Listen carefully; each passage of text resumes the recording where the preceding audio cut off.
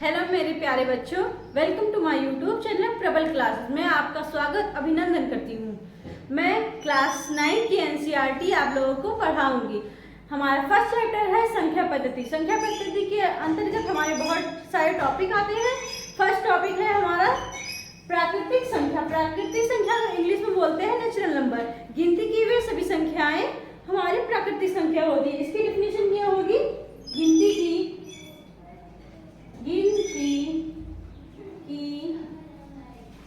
सभी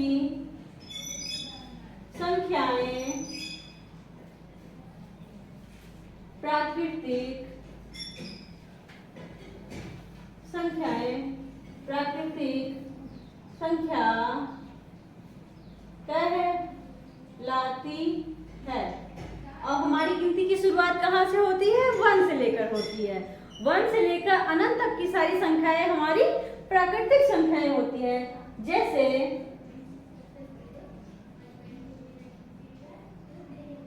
1 2 3 4 5 6 7 8 dash dash dash dash अनंत।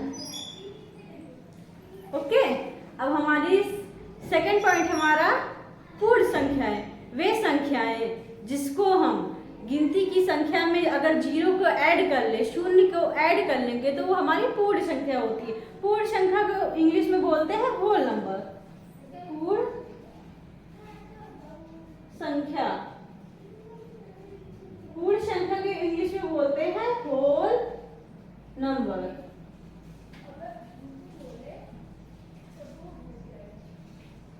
प्राकृतिक संख्याओं के समूह में शून्य को जोड़ लिया जाए तो वो पूर्ण संख्या कहलाती है। हमारी गिनती की शुरुआत कहाँ से होती है? 1 से लेकर 1 2 3 4 5।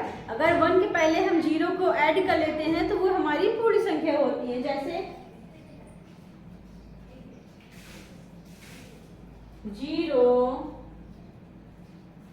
1 2 3 4 5 6 dash dash dash dash dash अनंत तक।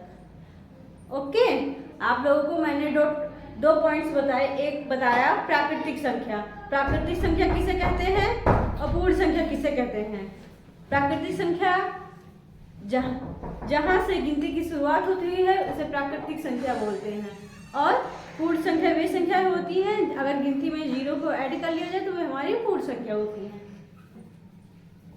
अब हमारा तीसरा टॉपिक है, तीसरा पॉइंट है पूर्णांक संख्याएं, जिसको हम इंग्लिश में बोलते हैं इंटीजर्स नंबर।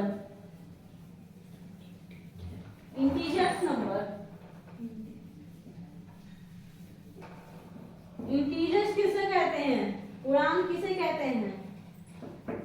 कोई बताएगा मुझे? No ma'am. मैं आपको बताती हूँ पूर्णांक के बारे में। पूर्णांक संख्या से तात्पर्य यह है कि उसमें सारी संख्या सम्मिलित हो जाएंगी। माइनस वाली भी, प्लस वाली भी और 0 भी उसमें सम्मिलित हो जाएगा तो हमारी वे संख्याएं पूर्णांक होती हैं। पूर्णांक संख्या को बोलते हैं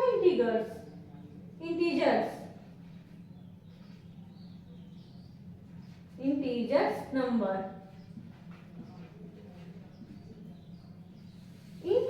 नंबर सभी धनात्मक और ऋणात्मक संख्याओं का समूह पूर्णांक संख्या कहलाता है। जैसे कि मैंने आप लोगों को बताया पूर्णांक संख्या। पूर्णांक संख्या वे संख्याएं होती है जिसमें धनात्मक ऋणात्मक सारी संख्याएं सम्मिलित हो जाती है, उसे हम बोलते हैं पूर्णांक संख्याएं। तो पूर्णांक संख्या हमारी क्या होगी, जैसे -1, -2, -3, -4, -5, 0, +1, +2, +3, +4 डैश। तो पूर्णांक संख्याओं का हमारी संख्या पद्धति में बहुत प्रयोग है। नेचुरल नंबर भी आपको पता होना चाहिए, पूर्ण संख्या भी पता होना चाहिए और पूर्णांक संख्या भी पता होना चाहिए। तो हमारा 4th टॉपिक है सम संख्या। सम संख्या के बारे में आपको बहुत जानकारी होना बहुत जरूरी है। जब तक आपको सही रूप से संख्याओं के बारे में जानकारी नहीं होगी तो आप सही से मैथ को नहीं लगा सकते हैं, क्योंकि सभी संख्याओं का यूज संख्या पद्धति में होता है। इसीलिए मैं सबसे पहले आपको संख्याओं के बारे में अध्ययन करा दे रही हूँ, स्टडी करा दे रही हूँ।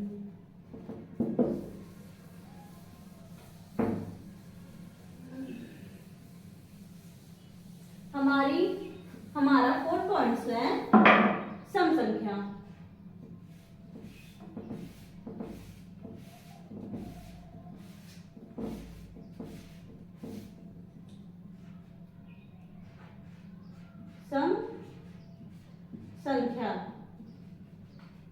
सम संख्या को इंग्लिश में बोलते हैं इवन नंबर। सम संख्या इवन नंबर जिसकी डिफिनेशन ये है, जिस भी संख्या का इकाई अंक 0, 2, 4, 6, 8 में से कोई भी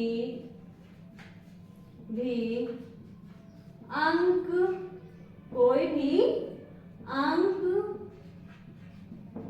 हो तो वह सम